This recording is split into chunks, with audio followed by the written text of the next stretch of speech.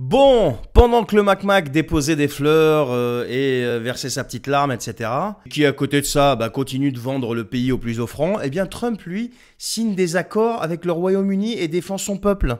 Bah oui, aujourd'hui Donald Trump vient d'annoncer un accord commercial total et complet, ce sont ses mots, avec le Royaume-Uni.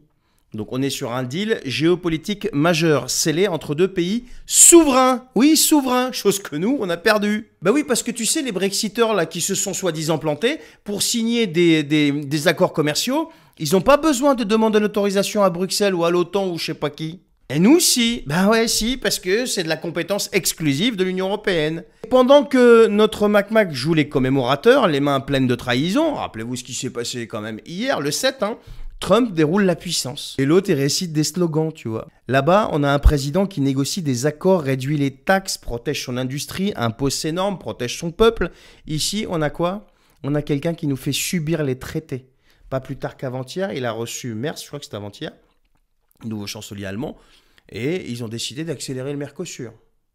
Ben ouais, on n'a plus rien à dire les amis, c'est fini. Et ce, même pour défendre notre agriculture ou nos PME.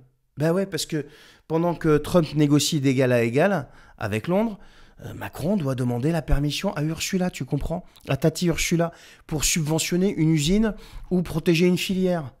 Vous avez fait quoi par exemple pour ArcelorMittal? Juste une question parce que c'est tout récent. D'accord? Et encore, ça c'est une goutte d'eau dans la mer. Il y en a tellement. C'est ça la différence entre une nation libre et souveraine et une nation qui est soumise. Et c'est exactement ce que je voulais dire ce matin dans ma vidéo sur le 8 mai. On est sur un territoire qui est géré par des commissaires non élus. Et donc, c'est contre tous ceux pourquoi se sont battus nos anciens. Et donc, celui qu'on accuse de Brexit foireux, je sais pas quoi, donc le Royaume-Uni, est sorti de l'Union européenne et depuis, il signe des accords avec les plus grands pays du monde, il contrôle ses frontières, il décide de ses normes et il a un parlement qui vote pour le peuple. Et pas pour faire plaisir à Ursula. Nous, on a un parlement qui applique ce que d'autres ont déjà décidé ailleurs. Ça, c'est la vérité.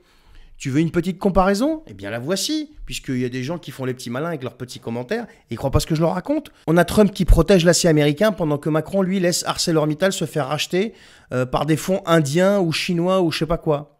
On a Trump qui taxe pour défendre les producteurs locaux. Macron, lui, supprime les aides au gasoil agricole, par exemple, et importe du poulet ukrainien. Ben ouais. Trump dit America First. Macron saute sur sa chaise comme un cabri, comme dirait M. de Gaulle. L'Europe, l'Europe, l'Europe, l'Europe. Pendant que la France crève. Ben ouais. Et la vérité, c'est que Trump incarne la souveraineté et que Macron incarne l'effacement. Tu as beau ne pas être d'accord avec ça, c'est ton droit, mais c'est la réalité. Ils ne peuvent plus décider de rien. Et le plus terrible, c'est que pendant que le président américain construit des alliances, qui sont quand même des alliances stratégiques pour les 20 prochaines années, nous, on continue de s'enfoncer en se contentant d'être la caisse enregistreuse d'un marché unique. Et tout ça sous le regard vide de nos députés et de nos sénateurs. Voilà. Ils ne font rien, ils ne bougent pas. Le Royaume-Uni, lui, malgré tous les obstacles, il a tenu bon. Il a choisi d'exister par lui-même, même dans le chaos. Nous, on a préféré quoi? La soumission et l'obéissance. Mais c'est la vérité. On a beau dire ce qu'on veut, on s'est couché. Et on se retrouve aujourd'hui attaché à l'Union européenne et à la technocratie de Bruxelles qui n'est élue par personne. Vous avez beau me dire, oui, c'est le Parlement qui nomme, je sais pas quoi, qui valide. Et ils ne sont élus par personne. Aujourd'hui, les amis, Trump a signé un accord historique avec Londres. Et chez nous, ils font tout l'inverse. Ça, c'est la vérité. On a beau me raconter ce qu'on veut, c'est la vérité et c'est le niveau de nos politiciens aujourd'hui. Donc, arrêtez de nous dire, on n'a pas de leçons à recevoir de qui que ce soit, on n'a pas ceci, on n'a pas cela. Arrêtez de transformer vos échecs en succès alors que tout le monde voit qui vous êtes et ce que vous avez fait. Ça, c'est la réalité. Et tout ce que je dis, c'est factuel. Le Brexit, c'était pas le chaos, c'était la liberté. Et ceux qui l'avaient combattu à l'époque, c'était les vrais ennemis du peuple. Moi, je vous pose la question suivante.